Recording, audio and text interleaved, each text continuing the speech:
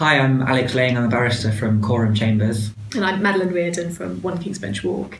Alex, we're going to talk a bit about the increasing numbers of litigants in person in the family justice system and what sort of cases they tend to be involved in. So it seems to me that litigants in person are something that we see more and more of in the family courts, and that's both in private law and in public law.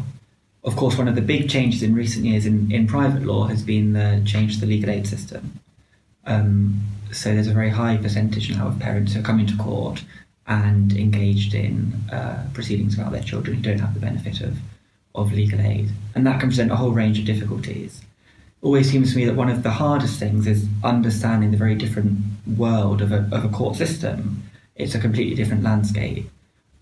There's all the procedure that goes with it. And of course, one of the things that we've tried very hard to do in the book is provide a quite simple guide to that procedure and help navigate that new landscape.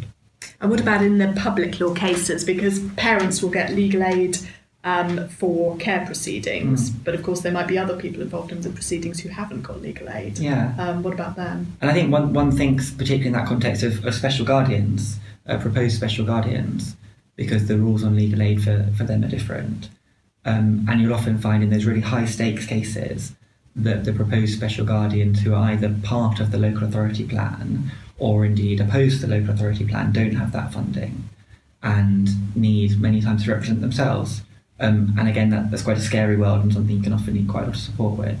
Yes, and that might be particularly if they are trying to persuade the court to make a special guardianship order, but the local authority doesn't agree. They may end up being full parties to the proceedings and actually almost running a large part of the case and all the documents and case management that comes with that. So that can be quite difficult. Absolutely.